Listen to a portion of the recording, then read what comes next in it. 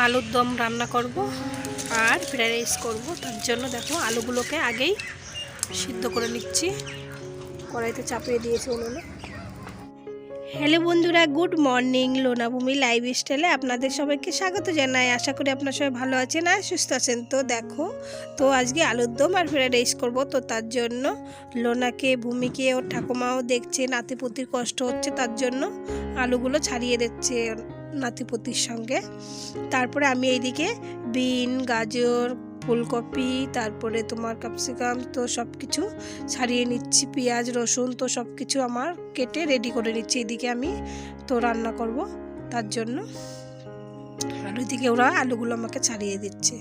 তো সব কিছু গুছিয়ে নিয়ে আমি রান্না করতে বসিয়ে দেবো, কারণ কি গুছিয়ে না নিলে পরে তারপরে রান্না করতে অসুবিধা হবে। তো দেখো সব সবজিগুলো আমার কাটা হয়ে গেছে।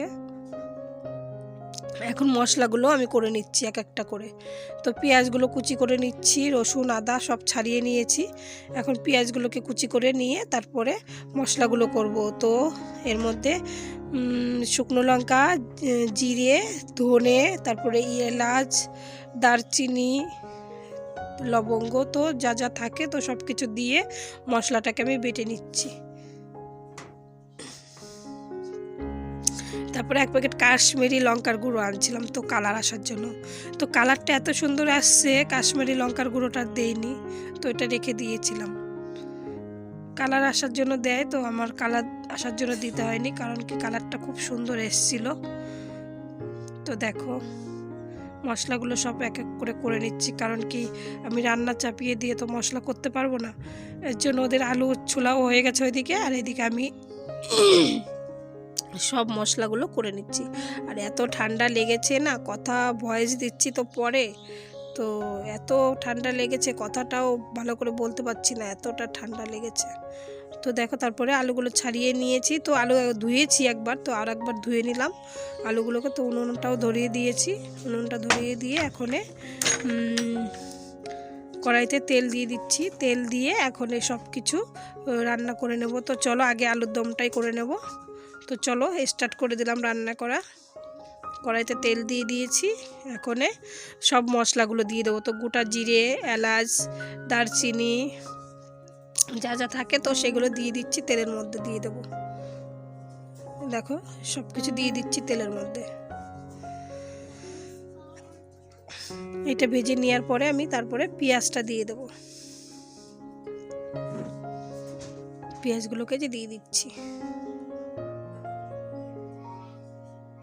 তারপরে দেখো দই রেখেছিলাম, তো দইটাকে ভালো করে ফেটিয়ে নেব। দইটাকে সুন্দর করে ফেটিয়ে নিচ্ছি আমি।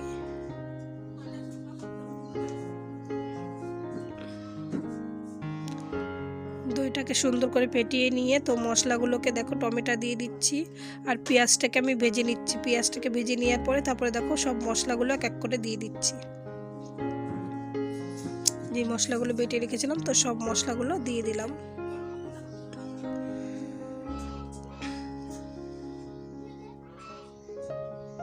আর এই উনুনে তো মনে হয় না যে জাল জ্বলছে, তো জাল খুব সুন্দর জ্বলছিল, এর জন্য রান্নাটাও সুন্দর মানে করতে পারছিলাম।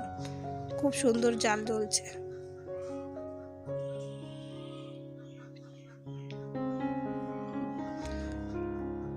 এখন আমি দইটা দিয়ে দেবো। দইটা আমার ভালো করে ফেটানো হয়ে গেছে, এখন আমি দইটা দিয়ে দিচ্ছি। যেটুকু দই লাগবে পরিমাণ মতন দইটা দিয়ে দিলাম। 2 চামচ দই দিয়েছি। তো মশলাটা দেখো আমার কষানো হয়ে গেছে ভালো করে। আর একটু টাইম কষিয়ে তারপরে আমি আলুগুলোকে দিয়ে দেবো। আর দেখো সব সবজিগুলো কেটে নিয়েছি, আর একটু করে মশলা রেখে দিলাম, কারণ কি একটু হাঁসের মাংস আছে, রাজহাঁসের মাংস, তো সেইটুকু রান্না করবো, ওর জন্য এইটুকু মশলা রেখে দিলাম। দেখো আমি আলুগুলো দিয়ে দিচ্ছি। এখন আলুগুলো দিয়ে এখন ভালো করে কষিয়ে নেব একটু। আলুগুলো সিদ্ধ হয়ে গেছে, তো এর জন্য বেশি আমার মশলাগুলোকে কষিয়ে নিয়েছি।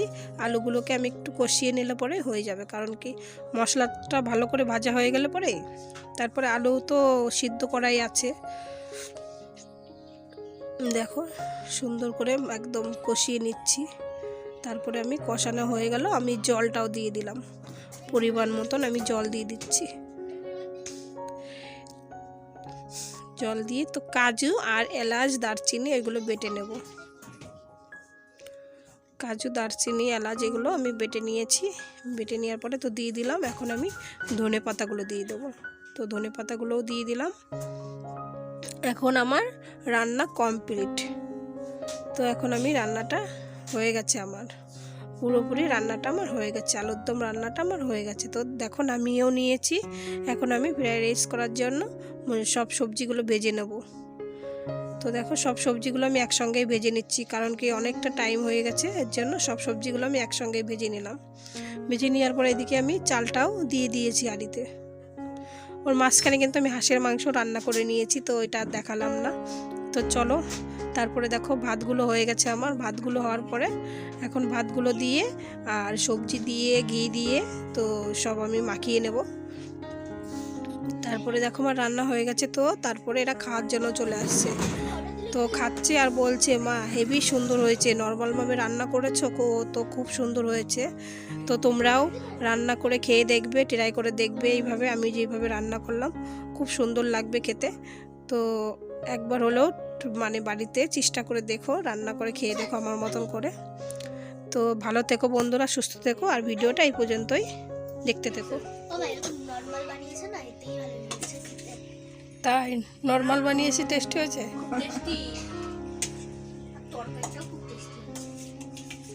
এদিকে তাকিয়ে বল টেস্টি হয়েছে। তরকারিটাও খুব টেস্টি হয়েছে। হ্যাঁ।